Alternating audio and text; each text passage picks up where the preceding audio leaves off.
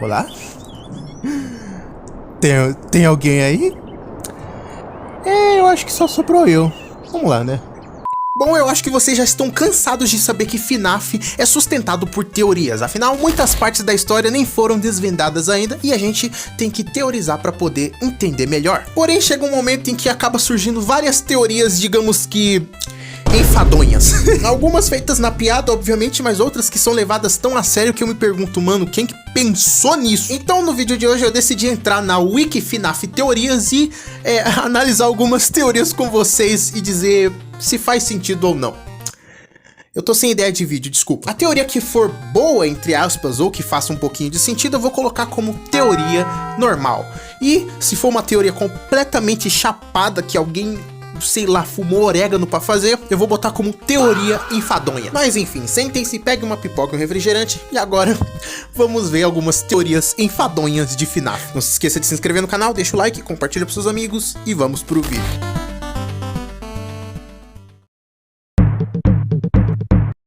A primeira teoria que eu queria abordar aqui se chama Fredbear Table, que é o seguinte: ela diria que as pelúcias que a gente desbloqueia na Custom Night de FNAF 2 representaria todos os personagens presentes na mordida de 83, em que a ordem fica Fred, Chica, Bonnie, Fox, Microfone, Balloon Boy, Toy Bonnie, Cupcake e Golden Fred, e que o quarteto principal representaria os meninos, os Bullies, que meio que finalizaram a Criança Chorona, o Balloon Boy representaria a Criança Chorona, Toy Bonnie representaria o Spring Bonnie e o Golden Fred, óbvio, o Fredbear. E o Cupcake representaria a frase "vamos comer" que tem no babador da Chica, que o que o Fredbear faz com a Criança Chorona?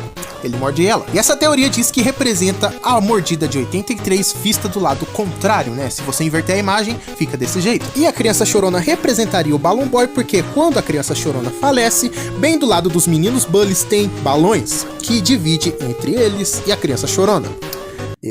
Eu acho. Mas essa teoria, obviamente, tem alguns problemas, como implicar que o FNAF 4 já tivesse sido pensado bem antes na época no FNAF 2. E eu acho que isso não se encaixa. Quando chegou o FNAF 4, parece muito que ele estava criando a história aos poucos, bem devagarzinho. Mas, se for verdade, vai ser bem visionário, não vou mentir. E também outro dos problemas também seria o Toy Bonnie representar o Spring Bonnie.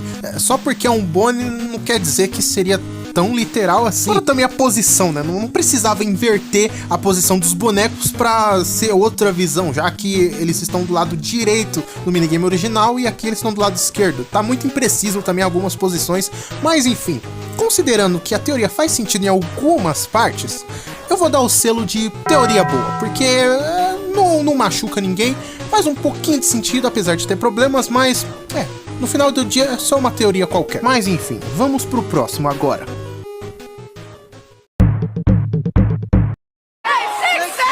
A próxima teoria que eu queria abordar com vocês é a teoria com o longo nome 6.5, aquele que não deveria ter matado, que carinhosamente eu vou chamar de teoria Charlie 67. O porquê? O motivo vai ser bem curioso. Bom, a teoria é bem longa, então eu vou tentar resumir para vocês. A teoria diz o seguinte: depois do discurso do Henry em FNAF 6, a alma da Charlie teria se dividido em duas, sendo dividida entre a Charlie agressiva ou justiceira, que representaria o número 6, e a Charlie protetora, que seria representada pelo número 7.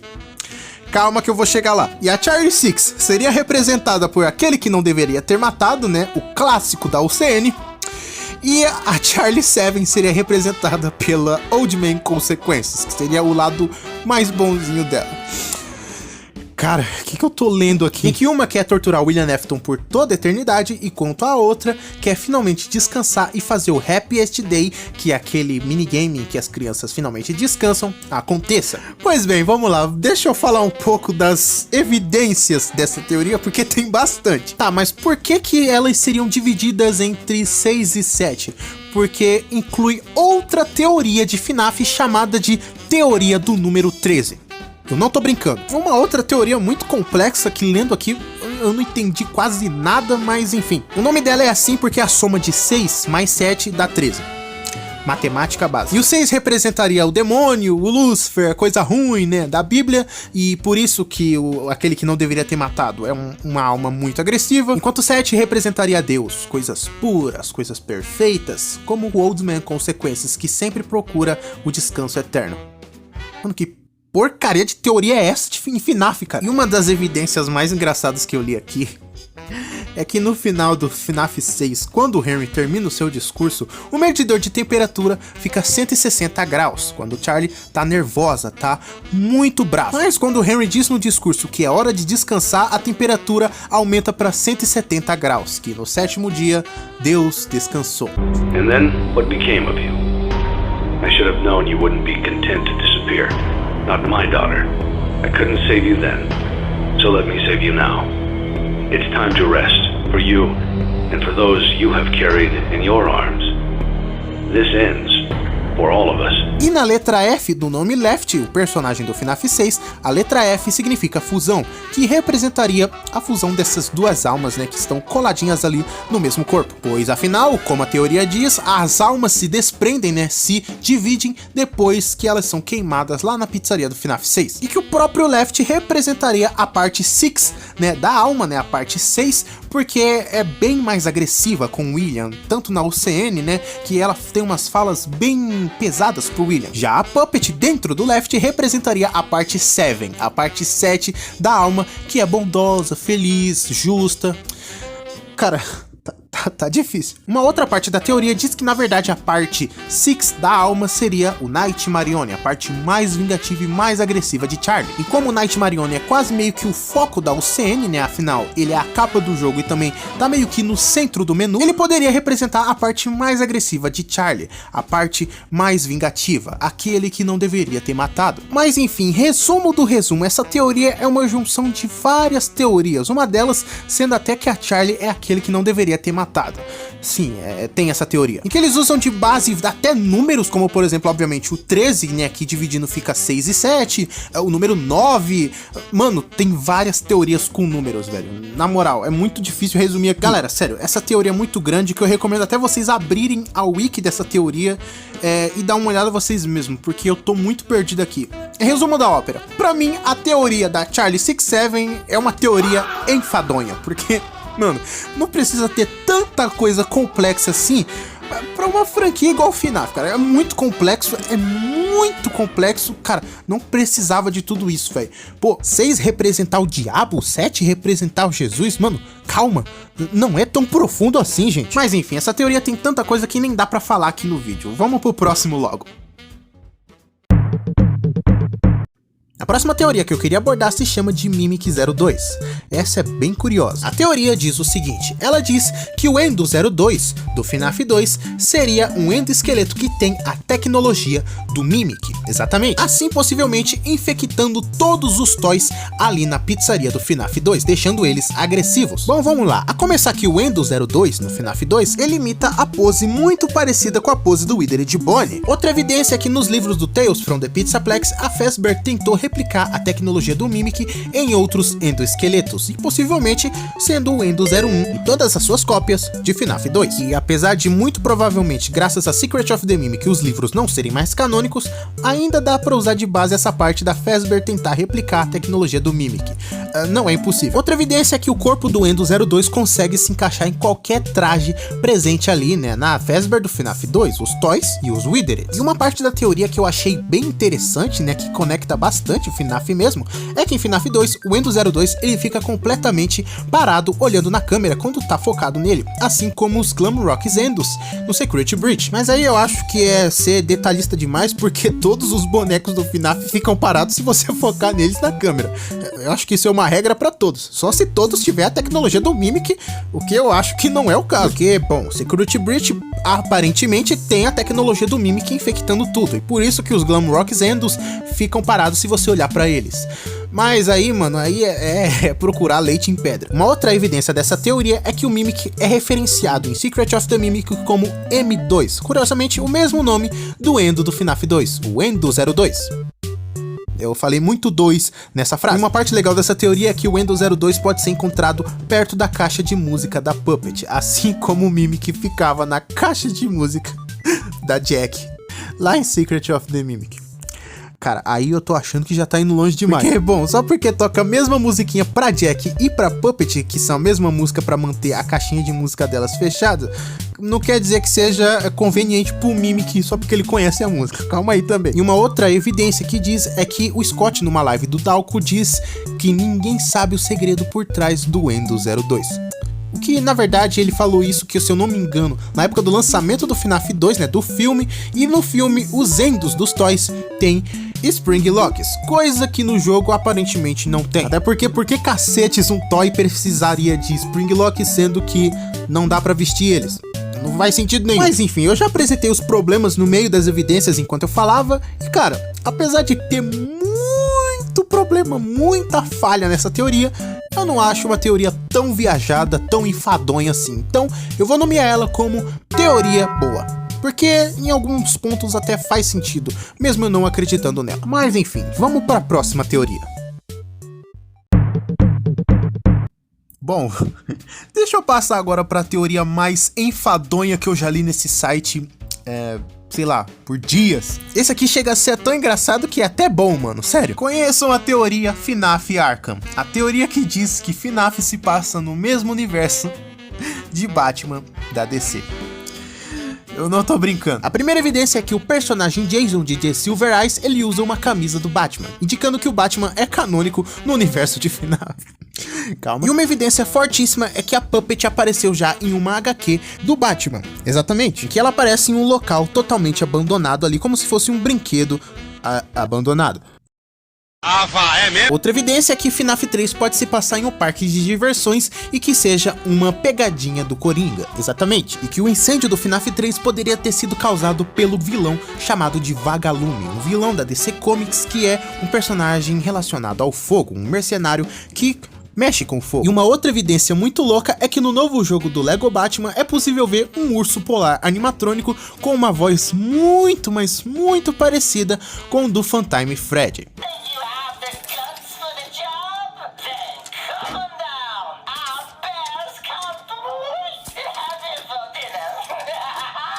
E também tem a teoria de que o William Afton, na verdade, é o Coringa. E de acordo com essa teoria, uma das evidências é que a verdadeira identidade do Coringa nunca foi revelada, que pode ser, muito provavelmente, o William Afton. Tá, aqui pra mim já deu. Obviamente isso tudo é uma piada, é uma teoria na brincadeira, mas é muito engraçado, velho, é muito engraçado essa teoria. Obviamente eu vou colocá-la como uma teoria enfadonha, porque não tem nem possibilidade disso ser real, mas é legal. Mas enfim, vamos para uma próxima teoria.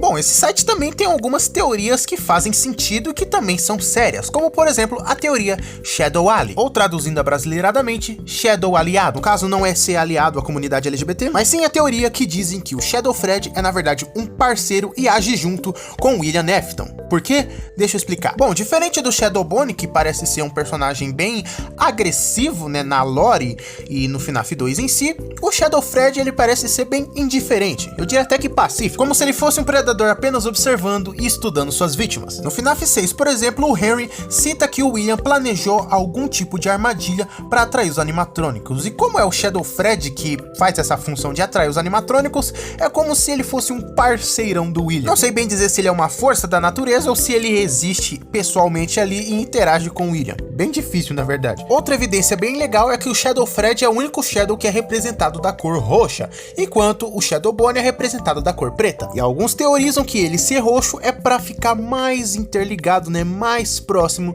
do William Afton, o famoso Homem de Roxo. Agora, essa teoria obviamente tem alguns problemas, na verdade vários problemas. Uma delas que bate totalmente de frente com a teoria é que se o Shadow Fred fosse aliado do William, ele não deixaria as crianças encurralar ele no traje de Spring Bonnie, então aí já desconsidera. Outra coisa que, como eu disse antes, o Shadow Fred ele é uma figura bem pacífica, ele não interage muito com os guardas noturnos, enquanto o Springtrap no FNAF 3, ele é bem agressivo. E como o Shadow Fred aparece no FNAF 3, era para ele ser agressivo também, mas ele não faz nada. Bom, enfim, essa teoria é toda errada, ela tem várias e várias falhas, como eu listei aqui para vocês, mas é uma teoria boa, tem uma base, faz um pouquinho de sentido ali nas entrelinhas, apesar de ser toda errada. Eu dou como uma teoria boa, porque no meio ali faz sentido, não é uma teoria tão enfadonha assim. Mas enfim, vamos pro último agora, porque essa é realmente enfadonha.